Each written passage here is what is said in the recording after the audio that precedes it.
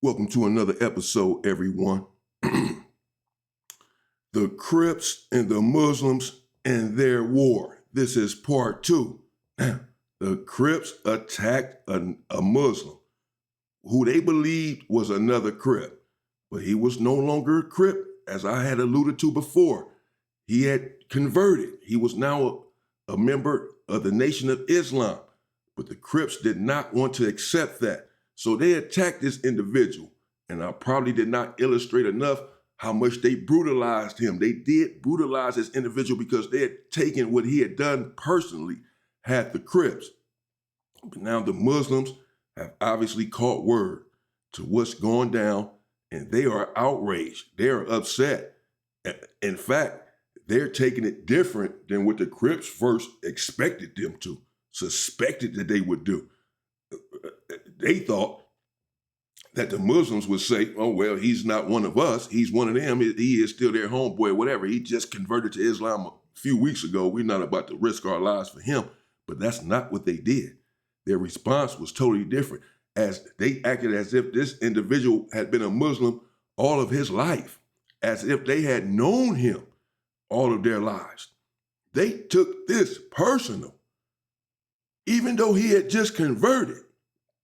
But now the Muslims, they are openly concerned about whether or not all of the Crips are going to get involved. This was a certain faction that attacked this individual, their own homeboy. But the Crip community is a large one, and they have different sections and different factions within the CDC system. So the Muslims, they want to know, are all the Crips going to get involved? And normally the answer would be yes. No matter what the situation is, if it's something involving someone that's not a Crip, then all the Crips would normally get involved. But in this case, since the Crips had homeboys as well that had turned Muslim at that time, as I said, many individuals were turning Muslim from different hoods. And these Crips had let that go. They let their homeboys, their former homeboys, go and be Muslims. And they congratulated them, if anything, as a whole. Certainly you had some individuals behind their backs, oh man, he ain't the homie no more, fuck him or whatever. But for the most part, they all respected the individual and encouraged his change. There have been many Hoovers, I can name many of them, that have converted right there in prison, either became Muslims, Christians, or just outright stopped banging. Some of them just recently, names that you may know, they stopped banging. But none of them have been attacked. None of them.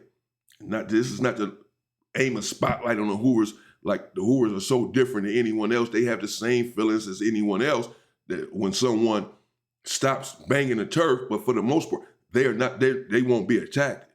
You will be allowed to make that decision. So I was myself totally against the attack that these dudes had exercised against their own homeboy. I believe, I was young then, but I believed even then that everyone needs the agency, the volition, the chance to grow. He has the autonomy. He's in control of his own life. And if he wants to go this way with his life, then that's his decision. And at some point, everyone is going to grow out of the gang banging shit. What are you going to be, 70 years old? Gang banging? I mean, really, you have to get out of it at some point. And whatever point that is in your life, that's the point that you've come to. And that's the point that he had come to. So I was totally against the attack. How can y'all attack this individual? Because he doesn't want to be a part of something that's negative. He wants to be a part of something that's positive now. And the rest of the Crips, really surprisingly enough, felt the same. They felt like that's on that car. That's on those individuals. We don't agree with that. We have homeboys as well that have went to the other side and we didn't attack them. So if y'all want to attack him and now the Muslims want to respond and attack y'all back and y'all didn't think that they would, but now they're plotting on doing so, that's on y'all. And so the Muslims were basically looking at the head honcho on the yard, the Crip that really ran everything. They were sort of asking questions. Hey, man, what's up? Y'all got these dudes back? Or can we take care of our business? And the head honcho essentially let them know, we're standing down, bro. Y'all take care of whatever y'all gonna do, y'all do it. We have nothing to do with it. They made that decision, they'll live with it. And once the Muslims found out with certainty that not only were the Crips not gonna attack them once they attacked the other car, but if anything, they had the support of everyone. They had my support. I'm not gonna lie. And they had the support of a lot of individuals on the yard because we all felt like what they had done was wrong. But that's their decision. That's their hood. That's their car. That's their shot caller that made that decision.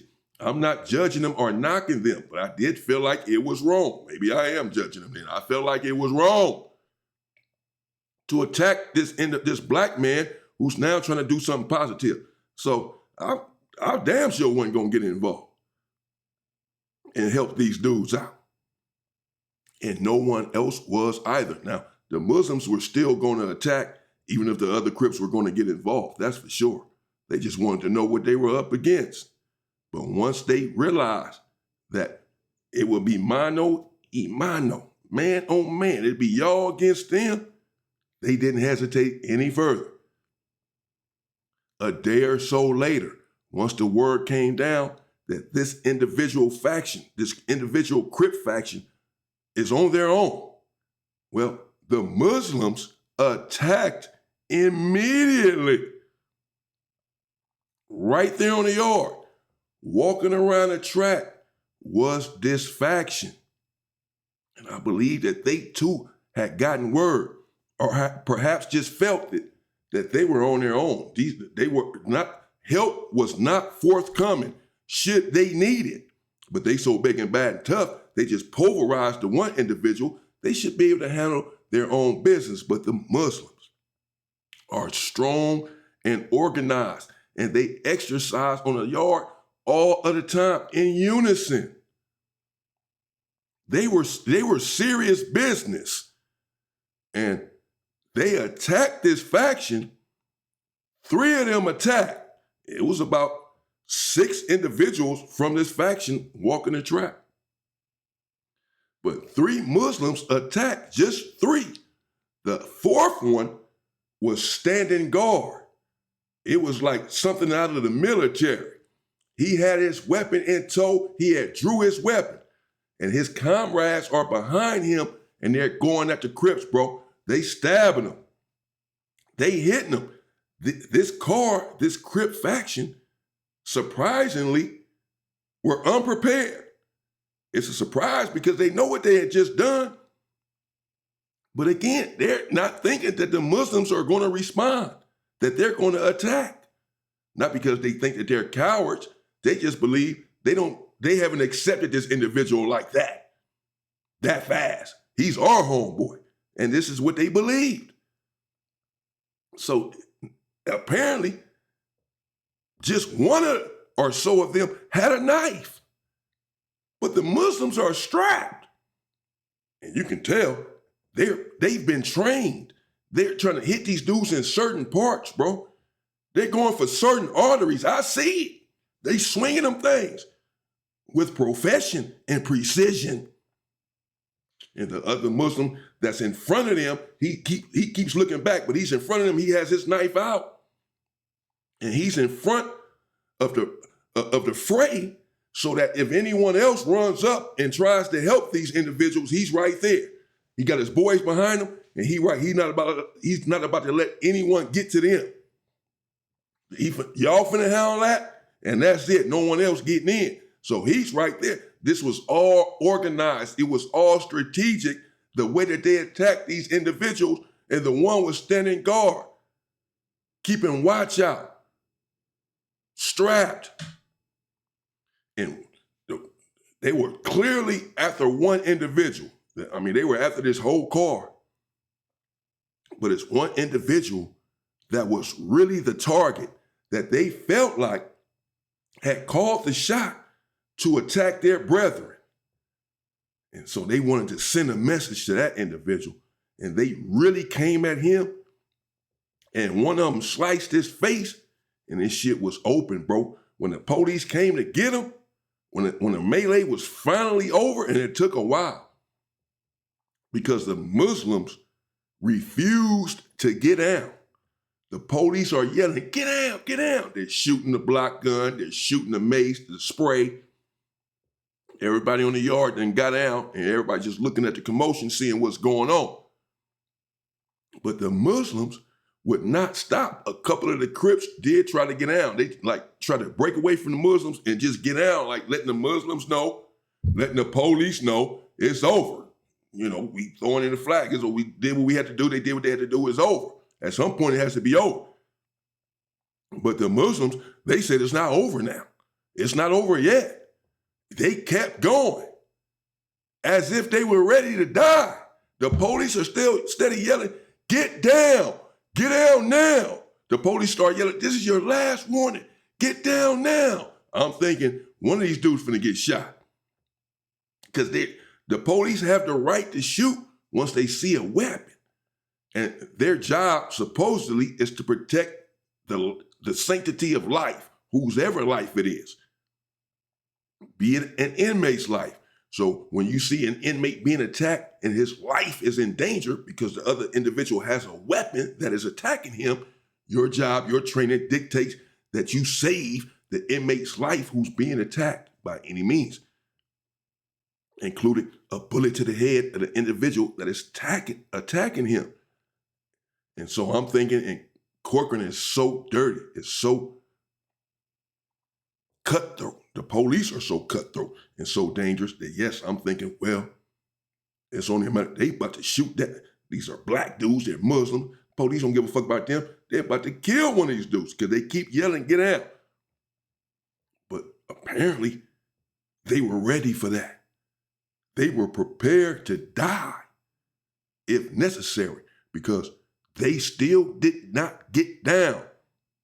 They continued to pummel, really, the Crips. It was one Crip who stood up, who stood tall, and was fighting back the one that had the weapon. And he was always a strong individual on the yard anyway. It did not surprise me.